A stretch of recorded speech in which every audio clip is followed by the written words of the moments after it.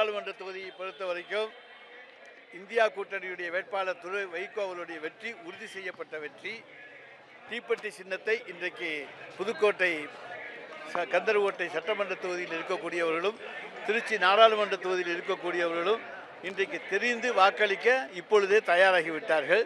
நிச்சயமாக எங்களை எதிர்த்து போட்டியிடுகிற வேட்பாளர்களை அமமுகவாக இருந்தாலும் அதிமுகவாக இருந்தாலும் அவர்களை எல்லாம் டெபாசிட் இழக்க செய்வது ஒன்றுதான் எங்களுடைய இலக்கு. அதுக்குத்தான் நாங்கள் பணியாற்றி கொண்டிருக்கிறோம்.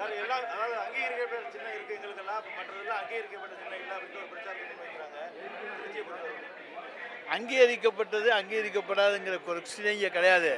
கூட்டணி இந்தியா கூட்டணியா இல்லையா, அதுதான் எங்கள் பிரச்சனை. பாரதிய ஜனதா கட்சி கூட்டணியா, அதிமுக கூட்டணியா, இந்தியா கூட்டணியா? எனவே இந்தியா கூட்டணியினுடைய அங்கீகரிக்கப்பட்ட வேட்பாளர் தான் எங்களுடைய துரை வைகோ அவர்கள். எனவே இதில் அங்கீகரிக்கப்பட்டது சின்னம் அந்த பிரச்சனை. தீப்பெட்டி சின்னம் மக்கள் அங்கீகாரம் வேண்டும். தீப்பெட்டி சின்னம் சென்று அடைந்து விட்டது. தொடர்ச்சியாக 10 ஆண்டு காலமாக கச்சத்தீவு பற்றி பேசாத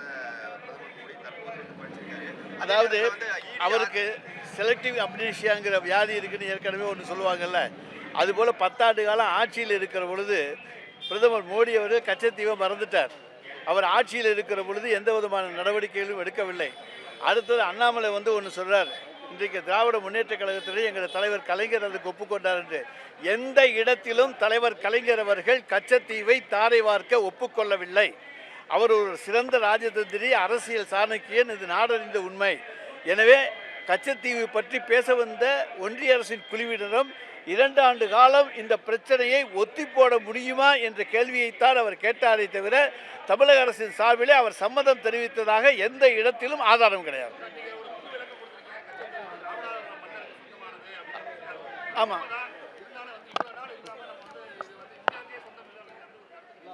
ஆமாம் அதனுடைய ரெவின்யூ ரெக்கார்ட்ஸ் ராமநாதபுரம் ராஜாவுக்கு சொந்தமானதாக இருக்கிறது. எனவே ராமநாதபுரம் ராஜாவுக்கு தான் அது சொந்தம். எனவே இந்திய அரசாங்கம் அன்றைக்கு தாரை வார்த்து கொடுத்திருந்தால் கூட அது கூட தவறான ஒன்று தான், இன்னொருத்தருடைய சொத்தை எடுத்து கொடுத்தது. ஆனால் அவர் அதை ஆட்சேபனை செய்திருந்தால் தான் இந்திய அரசாங்கம் கொடுத்தது சரியா தப்பா என்பதை வரும். அன்றைக்கு இந்திய அரசாங்கம் கொடுத்ததை அவர் என்னுடைய உரிமை என்று கொண்டாடவில்லை. ஆனால் இன்றைக்கு அவர் நினைத்தால் அவர் உரிமை கொண்டாடுவதற்கான வாய்ப்பு. ஆனால் இது 2 நாடுகளுடைய பிரச்சனை. எனவே 2 நாடுகளுடைய பிரச்சனை என்பது இங்கே இருக்கக்கூடிய நீதிமன்றங்களை விட உலக நீதிமன்றத்தை, நெதர்லாண்டில் இருக்கக்கூடிய ஹேக்கில் வேர்ல்டு கோர்ட் பீஸ் இருக்கிறது, உலக நீதிமன்ற அமைதிக்கான நீதிமன்றம். அதில் 2 நாடுகளையும் கட்சிக்காரர்களாக சேர்த்து ராமநாதபுரம் ராஜா இந்த இடம் எனக்கு சொந்தம், எனவே இந்த இடத்தை எங்களுக்கு தாருங்கள் என்று கேட்டு வழக்கு போட்டு அதில் வாதாடுவதற்கான சட்ட ஆதாரங்கள் இருக்கின்றன. வெற்றி தோல்வி என்பது வேறு, ஆனால் வழக்கு போடுவதற்கான முகாந்திரங்கள் இருக்கின்றன.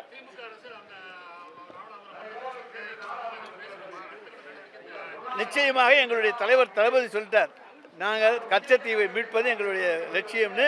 இதை நாங்கள் நிச்சயமாக கலந்து பேசி, சட்ட நிபுணர்களோடு கலந்து பேசி, ராமநாதபுரம் மன்னருக்கு குடும்பத்துக்கோ அல்லது அங்கே இருக்கக்கூடிய பாதிக்கப்பட்ட மீனவர்கள் நாங்கள் பாதிக்கப்பட்டிருக்கிறோம் என்றும் நீதிமன்றத்துக்கு சொல்ல முடியும்.